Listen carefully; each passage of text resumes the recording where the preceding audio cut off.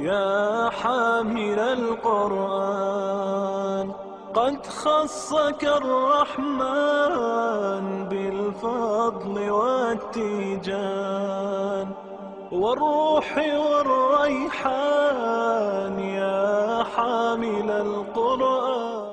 نحمده ونصلي على رسوله الكريم اما بعد فاعوذ بالله من الشيطان الرجيم بسم الله الرحمن الرحيم انه لقرآن کریم فی کتاب مکنون لا یمسہ الا المطہرون صدق اللہ العظیم رب اشرح لی صدری ویسر لی امری واحلل عقدۃ من لسانی یفقہوا قولی واجعل لی وزیرا من اہلی آمین یا رب العالمین۔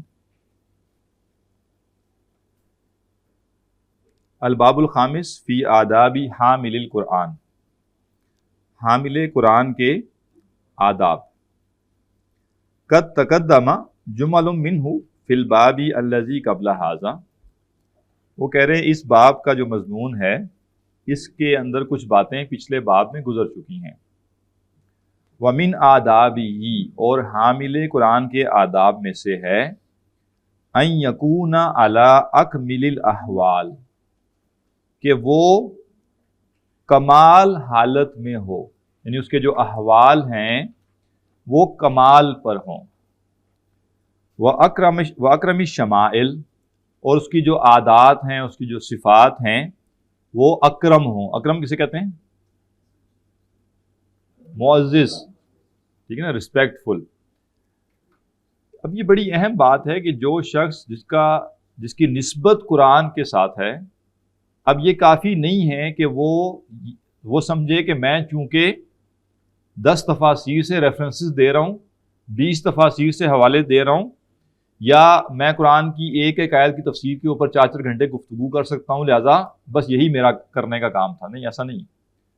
قرآن ایک ایسی کتاب نہیں ہے جو تھیوریٹیکل کتاب ہے جس کی آپ لمبی سی تفسیر کر دیں، مزیدار سی تفسیر کر دیں اور آپ کہیں کہ زبردست کام ہو گیا۔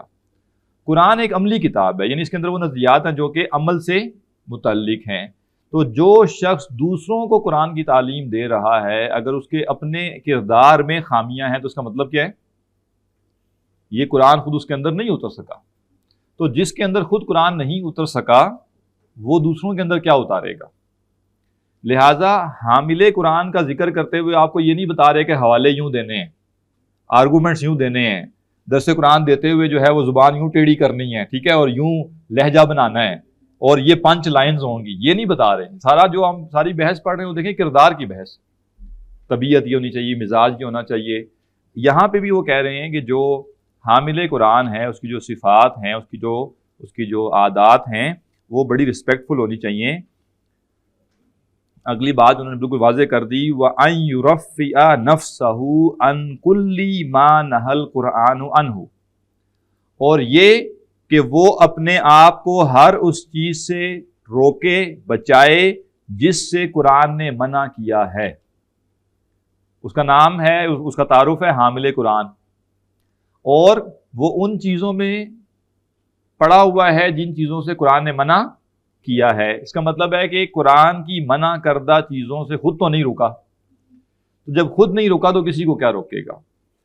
ہم قطعاً معصومیت کی بات نہیں کر رہے، نہ امام نووی یہ کہنا چاہ رہے ہیں کہ وہ معصوم بن جائے، لیکن یہ بھی نہیں ہے کہ ہر دوسرے مسئلے پہ وہ کہے جی میں معصوم تھوڑا ہی ہوں۔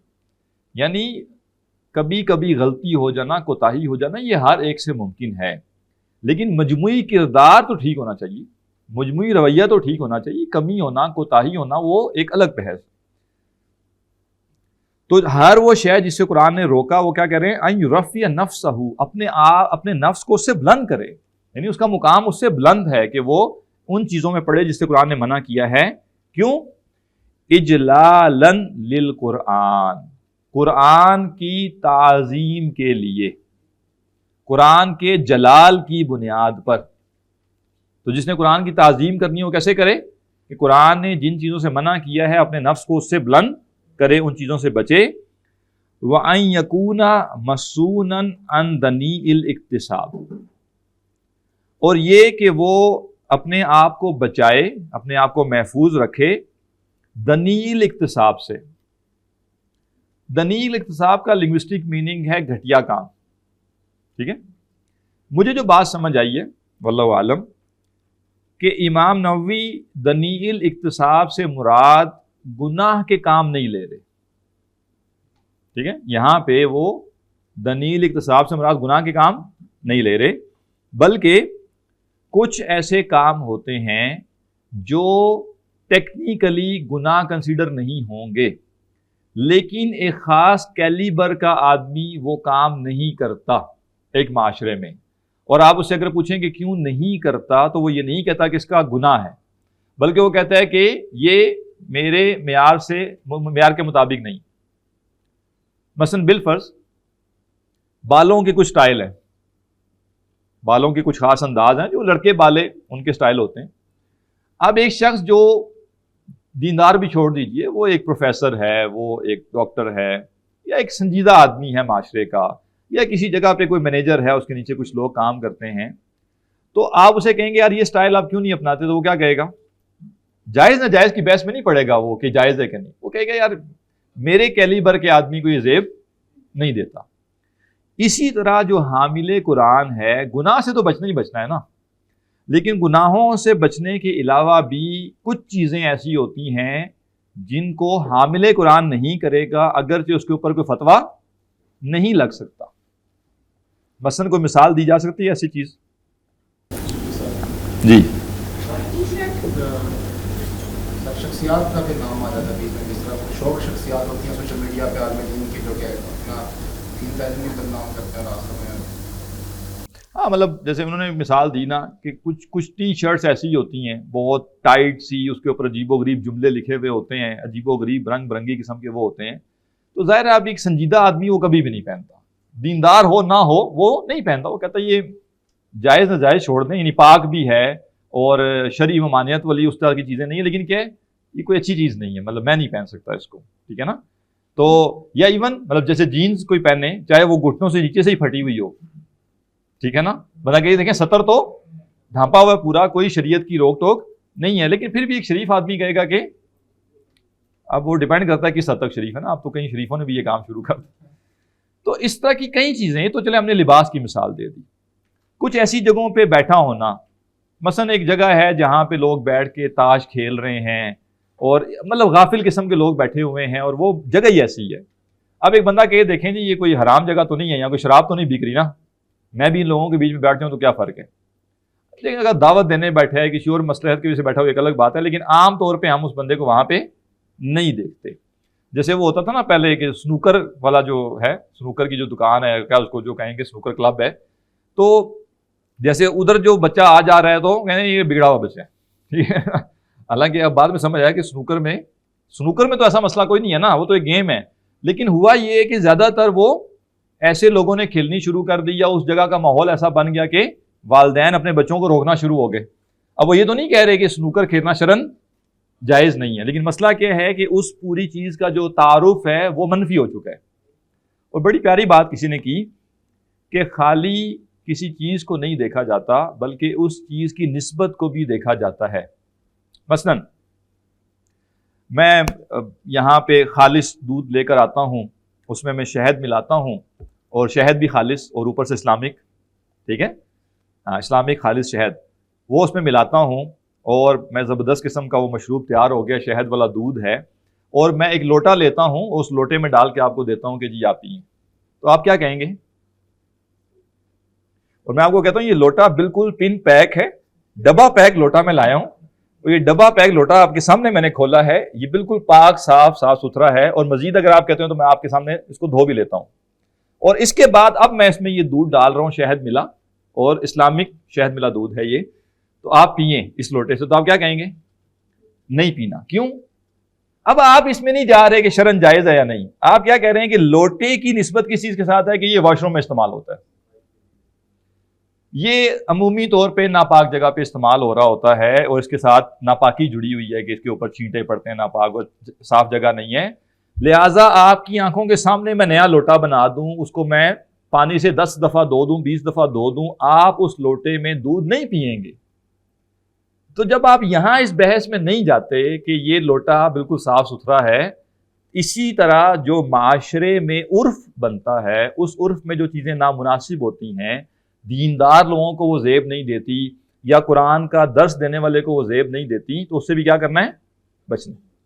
اب ایک صاحب ہیں, وہ مفتی صاحب, نام نہیں لیتا, آپ لوگ جا کے سرچ کر کے سارے دیکھ رہے ہوں گے بیٹھ کے ہیں, تو تجسس ایسی چیز ہوتا ہے نا, وہ کانوں میں بالیاں ڈالی ہوئی ہیں, شرٹ یہاں اوپر تک چڑھائی ہوئی ہے اور بالکل باڈی بلڈنگ بنائی ہوئی ہے اور پھنسی ہوئی شرٹ بنا کے وہ بیٹھے ہوئے ہیں, اور مطلب اس حلیے کو دیکھ کے, اور بس نیچے لکھا ہوتا ہے کہ یہ مفتی صاحب ہے, تو پتہ چل رہا ہوتا ہے یہ مفتی صاحب ہے. اچھا اپنی طرف سے ٹھیک ہے, لوگوں کو یہ ہوتا ہے کہ جی ہم کیا کریں, ذرا جدید طبقے کو بھی دعوت دینی ہے, لیکن کوئی لمٹ رکھیں نا جدید طبقے کو دعوت دینے کے لیے, ٹھیک ہے نا. یہ تو جیسے ایک صاحب نے کہا نا کہ کل کو کوئی بندہ ریسلرز کو جا کے یا کبڈی کھیلنے والوں کو جا کے دعوت دینا شروع کر دے, اور وہ یعنی ایک چھوٹا سا وہ پہن کے چلا جائے کہ دیکھیں جی اب کیا کریں جی, یہاں تو سب لوگ یہی پہنتے ہیں, تو کوئی لمٹ ہوگی بھائی.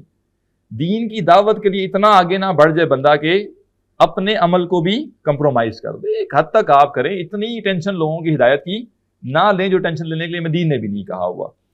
تو لہٰذا یہ جو دنی الاکتساب ہے, اس سے مراد حامل قرآن اپنے رتبے کا لحاظ کرتے ہوئے معاشرے کی میں وہ چیزیں جو شرعاً جائز بھی ہوں گی, لیکن ایک سیریس سنجیدہ سوبر آدمی سے وہ توقع نہیں کی جاتی, تو حامل قرآن بھی کیا کرے, ان چیزوں سے بچے.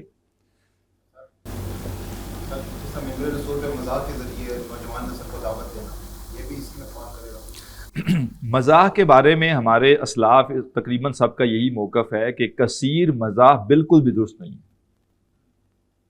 یعنی 1 گھنٹے کا لیکچر ہے اور آپ نے 18 لطیفے اس میں سنا دیے ہیں اگر, اور چلے ایک دفعہ یہ نہیں ہوا, آپ کا معمول اگر یہ بن جائے تو اب یہ غلط.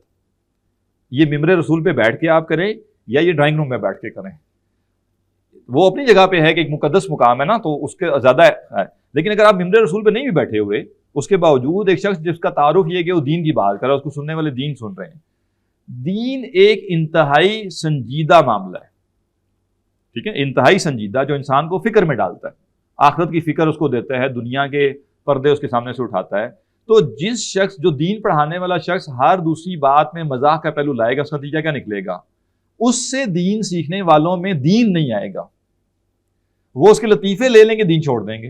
اور یہی ہو رہا ہے اس وقت کہ جو بھی سوشل میڈیا پہ کانٹینٹ ہے, لوگ چھان کے اس میں سے مزاح نکال لیتے ہیں, اس میں سے دلچسپ باتیں نکال لیتے ہیں, اور وہ جو سخت باتیں ہوتی ہیں, سنجیدہ باتیں ہوتی ہیں, وہ پڑی رہ جاتی ہیں, اور یہ سارا کچھ گھوم رہا ہوتا ہے. تو چند آپ جانتے ہیں نا کہ چند شخصیات ایسی ہیں جن کے بہت سے لطیفے گھوم رہے ہوتے ہیں, تو شاید وہ لطیفے انہوں نے 100 گھنٹے میں 10 لطیفے سنائے ہوں, لیکن لوگوں نے وہ 10 لطیفے نکال لیے, وہ 100 گھنٹے کے لیکچر پڑے ہوئے ہیں, اس کے ویوز ہو سکتا ہے یعنی 1000 میں بھی نہ گئے ہیں, اور یہ جو لطیفے ہیں ان کے ویوز ملینز میں جا رہے ہیں. تو اور اچھا چلے, کسی نے شروع میں اس کو پتہ نہیں تھا یہ ہو گیا اس کے ساتھ, جب اس کو پتہ چل گیا تب اس کو اپنا رویہ بدلنا چاہیے, تاکہ کم از کم اس کے نام سے یہ مذاق نہ کیا جا سکے, اگر وہ سمجھتا ہے کہ میں یہ نہیں کر رہا جو میرا پرسیپشن بنا دیا گیا ہے. شریف النفس, حامل قرآن کو چاہیے کہ وہ شریف النفس ہو. شریف النفس کا مطلب یہ ہوتا ہے کہ ایک بھلی طبیعت کا آدمی ہونا چاہیے. بہت زیادہ آپ کہہ لیجئے جیسے کچھ لوگ ہوتے ہیں نا اکڑے ہوئے, اور بہت زیادہ شیخی خورے, اور بہت زیادہ اپنے آپ کو کچھ سمجھنے والے, یہ طبیعت مناسب نہیں. ایک شریف النفس آدمی ہو, اور اپنے تزکیے کے لیے کبھی کبھی یہ کیا کریں کہ آپ سے بہت کم پوزیشن کا آدمی آپ کو کوئی بات سنا دے اور آپ جواب دینے پہ قادر ہیں. اگر آپ کے ذہن میں یہ بات آ جائے کہ میرا نفس جو ہے اس کا بھی تزکیہ ضروری ہے, آپ چپ کر کے سن لیں. واسطے میں یہ نہیں کہہ رہا کہ آپ ہر جگہ یہ کریں, میں کہنا یہ چاہ رہا ہوں بس بالفرض ایک بندہ بہت بڑا فن خواں ہے, ٹھیک ہے, اور روڈ پہ گزر رہا ہے اور ایک عام کانسٹیبل نے اس کو جھڑک دیا, اور مولوی صاحب سیدھے ہو کے چلو آگے. اب بندے کا بعض کا دل کرتا ہے میں اس کو بتاؤں میں کون ہوں نا, میں کتنا پہنچا ہوا آدمی ہوں, میں ذرا اس کو بتاؤں. اسی ٹائم اگر آپ کو خیال آ جائے کہ بھائی وہ تھوڑا سا اپنا تزکیہ بھی کرنا ہے, تو بندہ کیا کرے, ٹھیک ہے, اس کے باوجود کہ آپ اس پہ قادر تھے کہ اس کو 2-4 سنا دیتے یا اس کو دبا لیتے آپ, لیکن آپ کہ نہیں میری شخصیت اتنی بڑی نہیں ہے, تو سن لینا چاہیے کبھی کبھی. تو لہذا شریف النفس آدمی ہونا چاہیے. ہر بات پہ الجھ جانا, ہر بات پہ اکڑ جانا آگے سے, اور ہر بات پہ انا آگے آ جانا, یہ مناسب نہیں. شریف النفس آدمی جو ہوتا ہے نا, وہ اپنی کوتاہیوں پہ زیادہ فوکس کرتا ہے. وہ اس میں نہیں دیکھتا کہ دوسرے نے کیا کر دی, وہ یہ دیکھ رہا ہوتا ہے میں کسی کے ساتھ زیادتی نہ کر دوں, اور ایک بندہ یہ دیکھ رہا ہوتا ہے کہ میرے ساتھ کوئی زیادتی نہ کر دے. ٹھیک ہے, میرے ساتھ کوئی زیادتی نہ کرے, لیکن کسی نے کر دی, بندہ کہتے ہیں یار ٹھیک ہے, اس کو سمجھ بوجھ نہیں تھی, یا اس نے کر دیا اس کو احساس نہیں ہوگا نا, تو ایکسکیوز بندہ نکالتا ہے اور بندہ کہتا ہے ہو سکتا ہے میں نے کچھ غلط کہہ دیا اس کو. تو تھوڑا طبیعت کے اندر ایک شرافت کا پہلو برل ہونا چاہیے. مترفیاً علی الجبابرۃ والجفاۃ من اہل الدنیا, دنیا پرست جابر اور جو سخت لوگ ہیں ان سے اپنے آپ کو بلند کرے, پتہ چلے کہ یہ دنیا پرست لوگ ہیں, یہ حامل قرآن ہیں. متوازیاً للصالحین واہل الخیر والمساکین, بڑا پیارا کمبینیشن ہے. دنیا کے جو ظالم جابر لوگ ہیں ان کے آگے نہیں جھکنا, ان کے آگے آپ جھکے تو اس کا مطلب ہے کہ آپ ان سے ڈرتے ہیں. وہاں تو ان کی ظلم اور زیادتی جو ہے نا اس کے اوپر آپ نے سٹینڈ لینا ہوگا. لیکن جو صالحین ہیں ان کے ساتھ کیا ہوگا؟ تواضع. اور کس کے ساتھ تواضع ہوگی؟ اہل خیر کے ساتھ. اہل خیر کون ہوتے ہیں؟ جب صالحین کے ساتھ اہل خیر کا ذکر الگ سے آئے تو عام طور پہ صالحین سے مراد یہ لی جائے گی کہ جو عبودیت کے معاملات میں بہتر ہیں, اور اہل خیر سے مراد لی جائے گی جو خدمت خلق میں بہتر ہے. واضح؟ جب دو چیزیں کٹھی آ رہی ہوتی ہیں ان کے معنی الگ الگ ہوتے ہیں. تو صالحین جو عبادت گزار ہیں, اہل خیر جو دوسروں کی بھلائی کے کام کرتے ہیں, ٹھیک ہے نا, ویلفیئر کے کام. اور ویلفیئر کا مطلب اب یہ نہیں ہے کہ کسی این جی او کے ذریعے کرتا ہے, مطلب ایک بندہ ہے محلے کے ہر بندے کے کام آتا ہے. کسی کی مجبوری ہوتی ہے, کسی کو پریشانی ہوتی ہے, چلا جاتا ہے, اس کی بات سنتا ہے, اس کا مسئلہ حل کرنے کی کوشش کرتا ہے. لوگوں میں جھگڑا ہو جاتا ہے, جا کے ان کی صلح کرا رہا ہوتا ہے, سمجھا رہا ہوتا ہے. 100 قسم کے مسئلے ہوتے ہیں معاشرے میں, جہاں کوئی مسئلہ ہو جائے وہ جلدی جلدی جا کے کوشش کرتا ہے کہ اس معاملے کو بہتر کر سکے, حل کر سکے. یہ بیسیکلی اہل خیر میں سے. اور تیسری چیز کیا ہے؟ والمساکین. دو لوگ تو اپنی خوبی کی وجہ سے اہم ہیں. ایک ہے جو نیکی کے اوپر بڑا وہ کاربند ہے, اور دوسرا لوگوں کی بہت سارا خدمت کر رہے ہیں. مساکین کا کیا ہے؟ مساکین کے ساتھ کیوں تواضع اختیار کرنی ہے؟ جی یہ 3 چیزیں انہوں نے ایک لائن میں بیان کر دی نا. پہلی چیز صالحین ہو گئے, دوسرے اہل خیر ہو گئے, تیسرے مساکین ہیں. سر مساکین کے ساتھ جو رویہ اختیار کرتا ہے بندہ وہ اس کی اصل پہچان. مسکین شخص کون ہے؟ جس کی ضرورتیں تھوڑی زیادہ ہیں اور اس کے پاس جو وسائل ہے اور ضرورتوں سے کچھ کم ہے. یوں کہہ لیں کہ جس کی ضرورتوں سے وسائل کم ہے. یہ جو اس کی آزمائش ہوئی ہے کس کی طرف سے ہوئی ہے؟ اللہ کی طرف سے. ایک چیز. دوسری چیز, جو مسکین ہے وہ تو آپ کے سامنے اکڑ نہیں سکتا نا, تو اس کے ساتھ جو آپ کا رویہ ہوگا وہ بتائے گا آپ کا اصل رویہ کیا ہے. سیٹھ چودھری صاحب یہاں اس وقت کوئی آ جائے نا تو ہم بھی تھوڑے سے کیا ہو جائیں گے, السلام علیکم, کیسے ہیں جی, کیسے ہیں, خیریت سے ہیں. یعنی جو جب آگے سے کوئی کرتا دھرتا ہے تو ہم اس کے ساتھ ذرا بچ جاتے ہیں. اصل میں تو بچنا ہے کس کے سامنے؟ مساکین کے سامنے. کہ اللہ نے مجھے تو پھر بھی یہ نعمتیں عطا کی ہوئی ہیں, اللہ نے اس کی آزمائش کر لی ہے کچھ چیزیں اس سے روک کے, تو مجھے کیا چاہیے, میں اس کے ساتھ اور بہتر طریقے سے پیش آؤں. تو مسکین کے ساتھ جو انسان کا رویہ ہے وہ اس کے کردار کو واضح کرتا ہے کہ اس کا اصل کردار کیا ہے. وَأَن يَكُونَ مُتَخَشِّيًا ذَا سَكِينَةٍ وَوَقَارٍ, اور یہ کہ وہ ہو متخشع. متخشع کیا ہے؟ خشوع سے ہے. خشوع کہتے ہیں نرم ہونے کو. اب یہ ایک بیسیکلی پرسنالٹی کا ایک ٹریڈ بیان کر رہے ہیں کہ جو معلم قرآن ہے وہ متخشع ہو. متخشع کا مطلب یہ ہے, ویسے بھی جو خشوع ہے, خشوع اصل میں کہتے ہیں باطنی نرمی کو. یعنی بعض لوگ اپنی سوچ و بچار میں نا بڑے سخت قسم کے ہوتے ہیں, یا بڑے آپ کہہ لیجئے وہ اکڑے ہوئے ہوتے ہیں اندر سے, اور یہ جو ان کی اکڑ ہوتی ہے یہ ان کے ظاہر پہ بھی نظر آ رہی ہوتی ہے. اور بعض لوگ اپنی طبیعت میں نرم ہوتے ہیں, اور وہ جو ان کی طبیعت کی نرمی ہے وہ ان کے جسم کی نرمی کے اوپر اثر ڈال رہی ہوتی ہے. تو جیسے نماز میں بھی جو خشوع کہا گیا, وہ خشوع ایسے جھکنا نہیں ہے. وہ خشوع یہ ہے کہ بندے کو اللہ سبحانہ تعالیٰ کی عظمت اور اپنے کمتر ہونے کا جو احساس ہے یہ اس کو اندر سے جھکائے, اور اس کا جو اندر سے جھکنا وہ کیا ہو جائے, اس کے فزیکل جو باڈی ہے اس میں نرمی پیدا کر دے. یہ ہے نماز کا خشوع. اور یہاں یہ جو خشوع کی بات کر رہے ہیں یہ اس کانٹیکس میں ہے کہ جو حامل قرآن ہے وہ ایک اکڑا ہوا بندہ نہیں ہوتا, ٹھیک ہے نا. اس کو دیکھ کے معذرت کے ساتھ مائنڈ نہ کرے اس کو, اب جیسے وہ ایک فوجی ٹریننگ دی جاتی ہے نا, تو وہ چونکہ ٹریننگ اتنی دفعہ کی جا رہی ہوتی ہے کہ بعض کا کچھ لوگوں کو ہم دیکھتے ہیں کہ وہ اسلام بھی ایسے کر اسلام کر رہے ہوتے ہیں. یار آپ اس وقت نہ جنگ میں ہیں, نہ آپ اپنے دفتر میں آپ ایک عام انسان بھی ہیں اور آگے جو کھڑا ہوا بندہ ہے وہ بھی ایک عام نارمل ہیومن بینگ ہے. تو اتنا ٹریننگ کو اپنے سر پہ سوار آپ نہ کر دیں کہ اسلام کرتے ہوئے بھی آپ پکڑے ہوئے ہوں. ہر جگہ تو نہیں سلوٹ مار رہے نا آپ, ہر جگہ تو آپ وہ نہیں کر رہے. تو بعض لوگوں کے جو رویہ ہوتا ہے, فزیکل بیہیویئر ہوتا ہے, اس کے اندر ایک سختی آ جاتی ہے, ایک اکڑ آ جاتی ہے. وہ جس مرضی بیک گراؤنڈ کی وجہ سے آئی, یہ بھی پسندیدہ نہیں. فزیکل بیہیویئر بھی بندے کا تھوڑا سا سافٹ ہونا چاہیے. کسی سے آپ سلام کریں نا, مطلب کچھ لوگ ہوتے ہیں نا وہ بڑا طریقے سے ایسے سلام کر رہے ہیں, اور ایک بندہ وہ بڑا ایسے اکڑ کے ایسے بالکل سیدھا سلام کر کے, جیسے پوری اس نے ٹریننگ کی ہوئی ہے, ٹھیک ہے نا. تو یہ چیز پسندیدہ نہیں.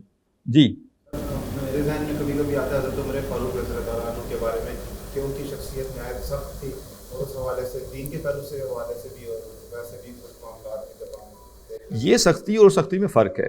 وہ سختی ہے اصولوں کی, طبیعت کی سختی نہیں تھی, فزیکل سختی نہیں تھی. بات سمجھ رہے ہیں, وہ اصول کی سختی. اصول کا مطلب کہ اسلام کی کوئی حد اگر آپ توڑ رہے ہیں, اسلام کو کوئی آپ نقصان پہنچا رہے ہیں, تو آپ کو سیدھا کر دیا جائے گا, وہ یہ سختی ہے. ادروائز حضرت عمر کے بارے میں کہا جاتا ہے کہ کانا وقافن عند کتاب اللہ. جیسے ہی یعنی ایک عام عورت کھڑے ہو کے کہہ رہی ہے کہ عمر تم کون ہوتے ہو, یہ جو مال دیا ہوتا ہے مرد نے عورت کو, اس کی وہ کیا اسے کہتے ہیں حق مہر, اس کی تم جو ہے وہ حد بندی کرنے والے. تو خلیفہ ہوتے ہوئے اکڑ نہیں کی. کیوں نہیں کی؟ کیونکہ طبیعت میں اکڑ نہیں تھی. وہ جو بندی بات کر رہی تھی وہ ایک عام عورت تھی, لیکن قرآن کے مطابق بات کر رہی تھی.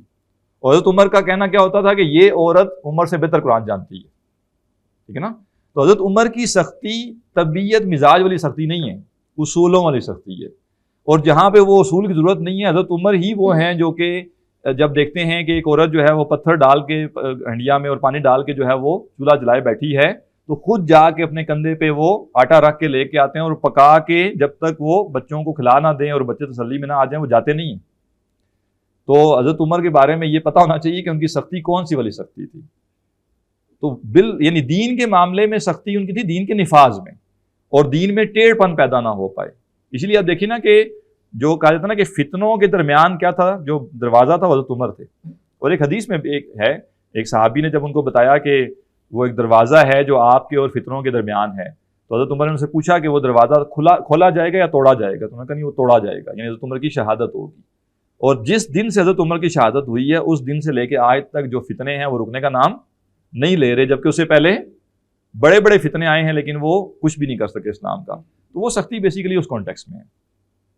اچھا, اس کے بعد وہ فرما رہے ہیں ذا سکینت و وقار. معلم قرآن سکینت والا ہونا چاہیے اور وقار والا ہونا چاہیے. سکینت بھی کیا ہے کہ ایک بندے کے اوپر ہر وقت ایمرجنسی طاری ہوتی ہے, ہر وقت ایسے نہ ہو جائے ویسے نہ ہو جائے, پتہ نہیں یہ ہو جائے گا وہ جگہ. یہ معلم قرآن کو یہ چیز زیب نہیں دیتی.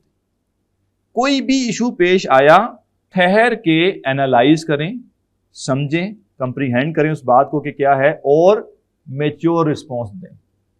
بات سمجھ رہے ہیں, ایسا مزاج بالکل پسندیدہ نہیں ہے کہ ہر وقت جیسے نا ایک بندہ گھوڑے پہ سوار ہے اور اسکوٹا نہیں بن جانا کہ میں کیا کروں, کدھر جاؤں میں.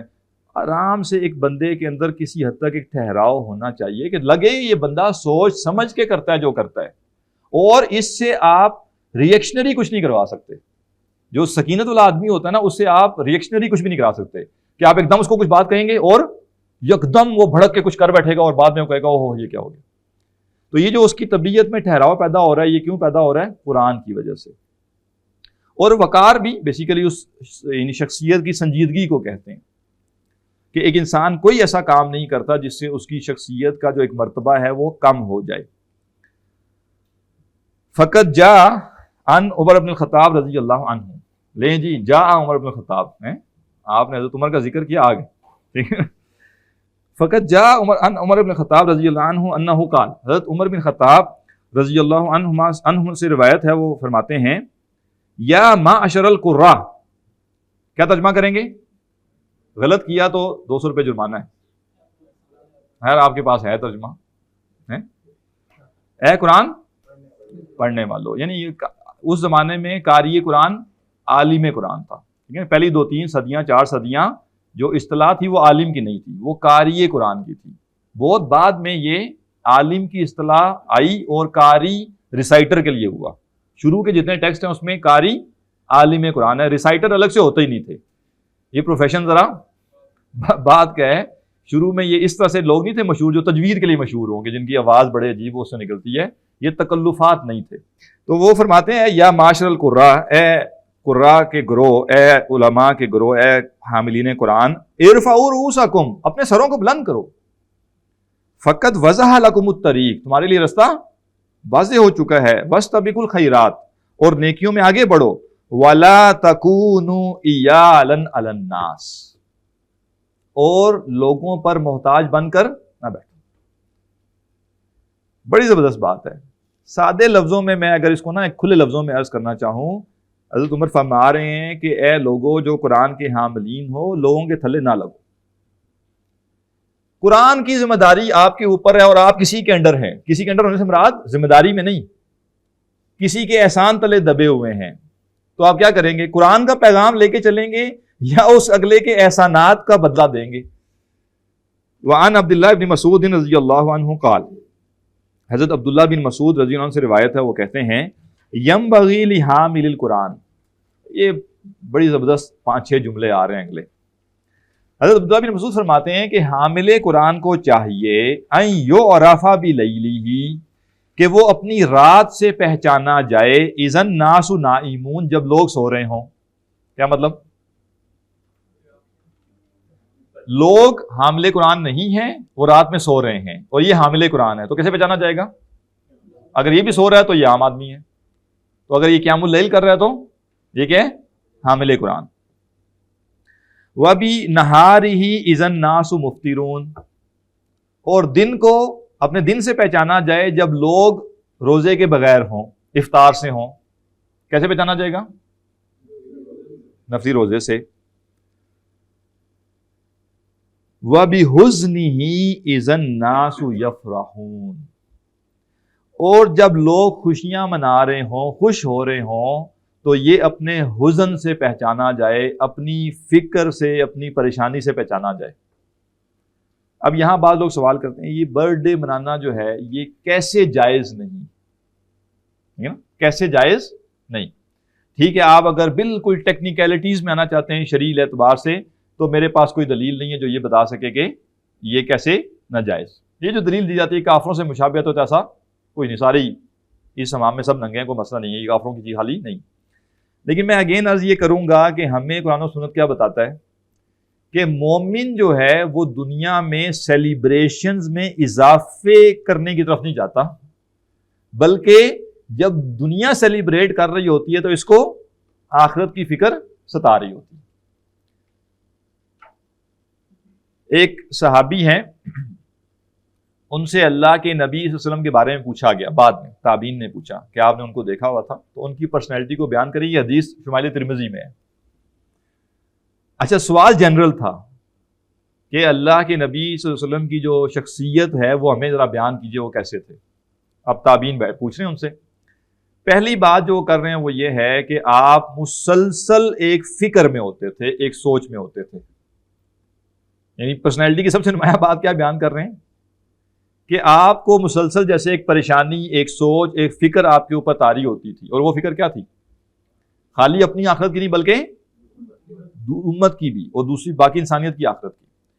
مطلب وہ مومن کیا ہوا جو برتھ ڈے بھی منا رہا ہے، جو یہ بھی منا رہا ہے، جو وہ بھی منا رہا ہے. اور منانے کا مطلب کیا ہے کہ وہ مطلب انجوائے، پورا دن اس کا لگ رہا ہے اس کام میں. اب برتھ ڈے تو اب دن والا کام ختم ہو گیا، پورے ہفتے لگتے ہیں اس کے اوپر. ٹھیک ہے نا، فلاں دن برتھ ڈے ہے، پہلے جا کے جگہ بک کروانی ہے، اس کے پیسے دینے ہیں، پھر ڈیسائیڈ ہو گئے، کپڑے ڈیسائیڈ ہوں گے، یہ ڈیسائیڈ ہوگا، وہ ڈیسائیڈ ہوگا. اب تمہارے 14 اگست کے بھی کپڑے آ گئے، ٹھیک ہے نا، اگلے سال ہو سکتا ہے 10 مئی کے بھی کپڑے آ جائیں، ٹھیک ہے نا. تو پتہ چلے جناب سال کے آدھے دنوں کے تو الگ الگ کپڑے ہیں. مومن کو یہ چیزیں اس معنی میں زیب نہیں دیتی کہ اس کا وقت اور توانائی اور انرجی ان سیلیبریشنز میں لگ رہی ہو. یہاں تک کہ اسلام نے جو 2 سیلیبریشنز دی ہیں وہ سیلیبریشنز بھی اس جدید معنی میں سیلیبریشن نہیں ہیں.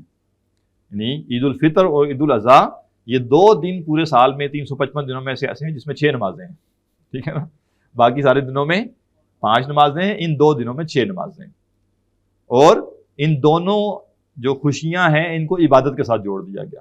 ایک طرف حج کی عبادت ہے، ایک طرف روزے کی عبادت ہے، اور یہ دونوں ارکان جو 5 اراکینوں میں سے 2 چیزیں یہ ہیں. تو وہ کہہ رہے ہیں کہ حامل قرآن جب لوگ خوش ہو رہے ہوں، لوگ اپنی چھوٹی چھوٹی اچیومنٹس پہ سیلیبریشنز کر رہے ہوں، اس وقت حامل قرآن کا رویہ ان سے مختلف ہونا چاہیے، اور وہ اس کا غم ہے۔ وَبِبُكَائِهِ إِذَا النَّاسُ يَضْحَكُونَ، اور جب لوگ خوش ہو رہے ہوں، ہنس رہے ہوں، ٹھیک ہے، کھلکھلا رہے ہوں، تو جو حامل قرآن ہے وہ پہچانا جائے اپنے رونے کے ذریعے۔ کیا چیز اسے رلائے گی؟ موت اور آخرت جو ہے، اور جو حساب ہے اور جو حشر ہے۔ وَبِسَمْتِهِ إِذَا النَّاسُ يَخُوضُونَ، بہت زبردست بات، اور اگر یہ چیز آپ نے اچیو کر لی تو یہ شخصیت کی میچیورٹی کی علامات میں سے ہے۔ لوگ لگے ہوئے ہیں بحثوں بحثہ، یہ دلیل وہ دلیل، ایسے ہونا چاہیے ویسے ہونا چاہیے، ایک بندہ بیچ میں چپ بیٹھا ہوا ہے، اور ہو سکتا ہے وہ ان سب سے علم میں کیا ہو، آگے ہو۔ کیوں چپ بیٹھا ہے؟ جس جگہ آپ کی زبان سے نکلی ہوئی بات کی آگے کوئی ویلیو نہیں ہے، وہاں بولنے کا مطلب ہے کہ آپ کے نزدیک آپ کی اپنی ویلیو بھی نہیں۔ سب لوگ لگے ہوئے نا آپس میں، اور بس جو کہتے ہیں نا تیر مار رہے ہیں آگے پیچھے، اور آپ کو پتہ ہے کہ یہاں بات کرنے کا کوئی مقصد نہیں ہے، بس ان کو بولنے دیں۔ بڑی بڑی باتیں ہو رہی ہوتی ہیں، ہم تو یہ کرتے ہیں، ہم نے تو یہ کیا ہوا ہے، ہم نے تو وہ کیا ہوا ہے۔ جب یہاں زیادہ اس طرح کی کہانیاں شروع ہو جائیں، بس آپ پھر چپ کر کے بیٹھ جائیں بیچ میں۔ یہ شخصیت کی میچورٹی کی علامت ہے۔ صرف کلام وہاں کرنا چاہیے جہاں کلام مقصد رکھتا ہے، جہاں کلام کا کوئی مقصد نہیں ہے، کلام کرنے کی کوئی ضرورت بھی نہیں، اپنی زبان کو ضائع نہ کریں۔ وہ کہہ رہے ہیں کہ وَبِسَمْتِهِ إِذَا النَّاسُ يَخُوضُونَ، اور جب لوگ بحثوں میں پڑے ہوں اور حجتوں میں پڑے ہوئے ہوں تو وہاں انسان خاموشی اختیار کرے۔ وَبِخُشُوعِهِ إِذَا النَّاسُ يَخْتَالُونَ، اور جب لوگ اکڑ رہے ہوں، جب لوگ بڑے بڑے اپنے کارنامے بیان کر رہے ہوں، اپنی شخصیت کو بڑا کر رہے ہوں، تو یہ شخص پہچانا جائے وہاں اپنے خشوع کے ذریعے۔ تو حامل قرآن کی اگر لگا ہو جی ہم بھی ماشاءاللہ ہم بھی یہ کرتے ہیں، ہم بھی وہ کیا کرتے تھے، اس کا مطلب ہے کہ وہ انہی میں مل گیا ہے اور اس میں باقیوں میں کوئی فرق نہیں ہے۔ تو کردار بتائے گا کہ اس کے نظریے میں اور باقیوں کے نظریے میں کیا فرق ہے۔ جی، شامل نہیں ہے کہ معاشرے کے عرف کے مطابق بات کی جائے۔ معاشرے کے عرف کے مطابق بات کرنا ایک اور بات ہے، اور اپنی ویلیو بلا وجہ بڑھانا ایک اور بات ہے، ٹھیک ہے نا۔ میں نے اس لیے عرض کیا کہ اگر مدارس کو یہ لگتا ہے کہ کوئی جدید شکل اختیار کرنے سے کام ہوگا دعوت کا، تو کریں نا، ادھر نہیں کریں گے، ادھر مخالفت کریں گے، ٹھیک ہے نا۔ اپنے سرکل میں جا کے کچھ اور رویہ اختیار کریں گے، کہ دوسرے سرکل میں جا کے کچھ اور رویہ اختیار کریں گے۔ تو یہ چیز بتا کے رہی ہے کہ وہ اس ماحول میں انہوں نے اپنی ویلیو اسٹیبلش کرنے کے لیے لیبل ہی چینج کر لیا، اپنا نام ہی چینج کر لیا، تو یہ مناسب نہیں ہے نا۔ وعن الحسن رحمہ اللہ تعالی، اچھا ایک چیز نوٹ کیجئے، حامل قرآن ہمارے ہاں لفظ استعمال نہیں ہوتا، اور ادھر اقوال ختم ہونے کا نام ہی نہیں لیں گے۔ حامل قرآن کو یہ کرنا چاہیے، حامل قرآن کو یہ کرنا چاہیے، وہ اسلاف بار بار اس کا ذکر کر رہے ہیں، اتنی معروف اصطلاح تھی، اور آج یہ اصطلاح اس کا ذکر ہی نہیں ہے کہیں۔ وعن الحسن رحمہ اللہ تعالی، اور حسن بصری رحمہ اللہ تعالیٰ جو ہیں وہ کہتے ہیں ان من کان قبلکم راؤ القرآن رسائل من ربکم۔ جی آپ کے پاس حسن علی ہے؟ اچھا، پھر رضی اللہ عنہ، میرے پاس حسن رحمہ اللہ لکھا ہے۔ تو یہ جو سٹینڈرڈ ہے نا وہ یہ ہے کہ جب حسن اور رحمہ اللہ ہو تو حسن بصری ہوتے ہیں اس سے مراد، ٹھیک ہے نا۔ تو اگر حسن بن علی لکھا ہے تو پھر نہیں، لیکن مسئلہ یہ ہے کہ میرے پاس بک ہے، آپ کے پاس نوٹس ہیں، میرے پاس بک ہے۔ واللہ عالم، میں چلیں اس کی تحقیق بھی کر لوں گا کہ حضرت حسن بصری ہیں۔ جی آپ کے پاس بک ہے نا، بک میں حسن ہے رحمہ اللہ، اور جو نوٹس ہیں نا وہ کسی اور ورژن سے بیسیکلی ٹیکسٹ لیا گیا ہے، اور ہو سکتا ہے اختلاف بھی ہو۔ اچھا، تو برحال یا حسن بصری رحمہ اللہ ہیں یا حسن بن علی رضی اللہ عنہ ہیں، رضی اللہ عنہما ہیں، وہ کہتے ہیں انا من کان قبلکم، جو لوگ تم سے پہلے تھے، رأوا القرآن رسائل من ربہم۔ اچھا، یہ قول سے ویسے یہ لگ رہا ہے کہ حسن بصری ہیں، ٹھیک ہے نا، ظاہر ہے وہ اپنے سے پیچھے کی بات کر رہے ہیں نا، صحابہ اور ان کی بات کر رہے ہیں۔ وہ کہتے ہیں جو لوگ تم سے پہلے تھے، رأوا القرآن رسائل من ربہم، انہوں نے قرآن کو اپنے رب کے پیغامات سمجھا، فَكَانُوا يَتَدَبَّرُونَهَا بِاللَّيْلِ، تو وہ راتوں کو اس پر تدبر کرتے تھے قرآن پر، وَيُنْفِذُونَهَا بِالنَّهَارِ، اور دن کو وہ اس قرآن کو نافذ کرتے تھے، یعنی اس پر عمل کرتے تھے، اس کے احکامات کی تعمیل کرتے تھے۔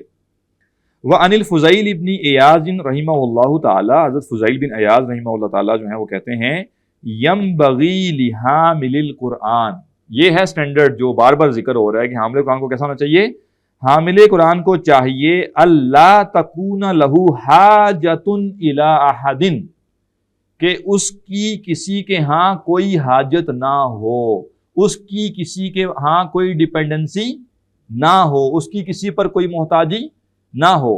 اور اگین محتاجی کا مطلب یہ نہیں ہے کہ آپ کسی سے فائنینشیل فیور نہیں لے رہے، محتاجی کا مطلب کیا ہے، آپ اس پر ڈیپینڈنٹ ہو گئے ہیں اور وہ آپ کو نیویگیٹ کر سکتا ہے، اب یہ نہیں ہونا چاہیے، ٹھیک ہے نا۔ لوگوں نے زندگیاں وقف کی ہیں، جنہوں نے زندگیاں وقف کی تھی کوئی نہ کوئی تو ان کو سپورٹ کر رہا تھا نا، لیکن جو سپورٹ کر رہا تھا وہ ان کو ڈکٹیٹ نہیں کر سکتا تھا۔ اتنا پتا تھا کہ اگر ہم اس کو ڈکٹیٹ کریں گے تو یہ ہماری سپورٹ لینا بند کر دے گا اور یہ اپنے اون پہ چلنا شروع ہو جائے گا۔ تو اور ڈکٹیٹ کرتے بھی وہی ہیں جن کو پتا ہوتا ہے کہ ڈکٹیشن چلے گی، ورنہ ایک دفعہ ڈکٹیٹ کرے گا اگلا بندہ کہے گا بھائی جان ڈکٹیشن دینی ہے تو کل سے یہ اپنے پیسے اپنے پاس رکھو، میں کوئی اور بندوبست کر لوں گا، یا وہ بندہ ہٹ جائے گا، وہ ڈکٹیشن والا بندہ ڈھونڈ لے گا، یا اس کے بعد وہ ڈکٹیٹ نہیں کرے گا۔ لیکن ونس آپ نے ڈکٹیشن لے لی تو کیا ہوگا، اب اگلے دن پھر وہ آئے گا، وہ کہے گا میں یہ چاہتا ہوں، میں تو یہ چاہتا ہوں، میں چاہتا ہوں آپ یہ کریں، میں چاہتا ہوں آپ یہ کریں۔ تو وہ کہہ رہے ہیں کہ حامل قرآن کو چاہیے اس کی کوئی حاجت نہ ہو کسی کے پاس، من الخلفاء، خلفاء کے پاس، فمن دونہم، چاہے ان سے کوئی کمتر آدمی کیوں نہ ہو، نہ خلیفہ سے فیور لینی ہے اور نہ اس کے علاوہ کسی اور سے، ٹھیک ہے نا۔ خاص طور پہ میں اس کی بار بار ذکر کر رہا ہوں کہ بعض لوگ پھر کہتے ہیں کہ جی جو لوگ زندگی وقف کر رہے ہیں وہ کیسے کر رہے ہیں۔ زندگی وقف بھی کسی نے اگر کرنی ہے تو اس کے لیے جو ریکمینڈڈ بات ہے وہ یہ ہے کہ وہ تعاون کسی ایسی شخصیت سے لے جو کوئی کرتا دھرتا آدمی نہ ہو۔ بات سمجھ لیں کیا مطلب ہے اس کا؟ ایک بندہ ہے، پرسن اے ہے، اس نے کہا جی میں اپنی زندگی وقف کرتا ہوں، ایک دوسرا بندہ ہے، اس نے کہا تم اپنی زندگی وقف کرو، تو میں جو گزر بسر کے لیے ریکوائرمنٹ ہے وہ میں پوری کروں گا۔ اب یہ جو بندہ ہے یہ کرتا دھرتا نہیں ہونا چاہیے، اس کا مطلب کیا ہے، مطلب اس کا بھائی ہے، اس کا دوست ہے، کوئی قریبی عزیز ہے تو یہ تو ایک اور بات ہے، لیکن اگر وہ اس علاقے کا ذرا کرتا دھرتا ہے، اس کا کوئی بڑا کاروبار چل رہا ہے، ٹھیک ہے نا، کوئی بڑی اس کی جاگیریں ہیں، اب اس بندے سے آپ کم توقع رکھیں کہ یہ خالصتاً اللہ کے لیے آپ کو فیور دے رہے ہیں، لیکن جو اس کا آپ کے ساتھ ایک قریبی تعلق ہے، قربت کا تعلق ہے، وہ شاید تعلق کے احساس میں یہ کر لیں، ٹھیک ہے نا۔ تو اس لیے بعض لوگ یہ ریکمینڈ کرتے ہیں کہ اگر کسی نے یہ کام کرنا بھی ہے تو فیور بالکل اپنے ذاتی تعلق کے بندے سے لے لے، لیکن کسی اس طرح کے بندے سے نہ لے فیور۔ وَعَنْهُ أَيْضًا، اور ان سے ایک اور روایت ہے، ان کا ایک اور قول ہے، وہ کہتے ہیں حامل القرآن حامل رایت الاسلام، حامل قرآن جو ہے نا یہ گویا اسلام کی پہچان ہے، یہ اسلام کا تعارف ہے، یعنی جو حامل قرآن ہے وہ بتا رہا ہے کہ اسلام کیا ہے۔ لا ينبغي ان يلهو مع من يلهو، بہت زبردست بات، اس کو چاہیے کہ وہ لہو نہ کرے ہر لہو کرنے والے کے ساتھ۔ میں عرض کرتا ہوں یہ لہو کیا ہے، ولا يسهو مع من يسهو، اور وہ سہو نہ کرے ہر سہو کرنے والے کے ساتھ، ولا يلغو مع من يلغو، اور ہر لغو کام کرنے والے کے ساتھ لغو کام میں نہ پڑے۔ اس کا مطلب کیا ہے، لہو کہتے ہیں بیسیکلی کھیل تماشے کو، انٹرٹینمنٹ، ٹھیک ہے جی، لہو کیا ہے، انٹرٹینمنٹ۔ وہ کہہ رہے ہیں کہ وہ حامل قرآن جو ہر انٹرٹینمنٹ انجوائے کرنے والے کے ساتھ جا کے انجوائے کرنا شروع کر دے تو یہ پسندیدہ چیز، اس کا ایک اپنا وقار ہے، اس کی ایک اپنی طبیعت۔ اس کا یہ مطلب نہیں ہے کہ وہ کوئی کھیل شیل نہیں کر سکتا، لیکن وہ ان لوگوں کے ساتھ دکھائی نہ دے اور ان جگہوں پہ دکھائی نہ دے جہاں پہ اس کو دیکھ کے لوگوں کو لگے کہ اچھا یہ انہی میں سے۔ واضح؟ کرکٹ کھیل لینا ایک اور بات ہے اور ہر وقت کرکٹ کھیلنے والوں کے ساتھ دکھنا ایک اور بات ہے، دونوں میں بڑا فرق۔ سہو کہتے ہیں غافلات، بھولنا۔ تو جو غافل ہیں، جن کی زندگی میں کوئی مقصد ہی نہیں ہے، جن کی زندگی میں کوئی اللہ کی یاد ہی نہیں ہے، یہ حامل قرآن ان کے بیچ میں نہیں دکھائی دینا چاہیے۔ اور اس کا مطلب یہ ہے دعوت دینے کے لیے جا سکتا ہے، ان کے ساتھ وہ مطلب وہ اسے کیا کہتے ہیں، وہ ایک ہوتا ہے نا کہ ان کے ساتھ کھا پی رہا ہے، ان کے ساتھ انجوائمنٹ ہو رہی ہے، تو وہ کہہ رہے ہیں یہ نہ ہو۔ تیسری چیز ہے لو، لو کہتے ہیں بے مقصد کام، ٹھیک ہے نا، بے مقصد کام، جس کام کا کوئی مقصد ہی نہیں. تو یہ 3 چیزیں انہوں نے کہی ہیں کہ یہ 3 چیزیں، اور معاشرے میں یہ سب لوگ موجود ہوتے ہیں. کچھ ہیں جو ہر وقت کھیل تماشے میں پڑے ہوئے ہوتے ہیں، آؤ جی آج یہ کرتے ہیں جی، آؤ جی آج یہ کرتے ہیں جی، اس میں بڑا مزہ آیا جی، اس میں بڑا مزہ آیا. تو ایسے لوگوں کے ساتھ اس کا تعارف نہیں ہونا چاہیے کہ یہ بھی ان میں ہوتا ہے. ٹھیک ہے. اور بھولے ہوئے لوگ، غافل لوگ، جن کو نہ اللہ یاد ہے، نہ زندگی کا مقصد یاد ہے، نہ کچھ یاد ہے، ان کے ساتھ اس کا بڑا وہ یارانہ ہو، یہ بھی ٹھیک نہیں ہے. اور لو، بے مقصد کاموں میں جو پڑے ہوئے ہیں ان کے ساتھ اس کا یارانہ نہ ہو. اور آخر میں وہ فرما رہے ہیں تعظیماً لحق القرآن، قرآن کے حق کی تعظیم کی وجہ سے اس کو چاہیے کہ وہ ایسا نہ. یہیں پہ اکتفا کرتے ہیں. سبحانک اللہم وبحمدک، نشہد ان لا الہ الا انت، نستغفرک ونتوب الیک. بسنته انجلى نوري لهدي الحق أرشدنا.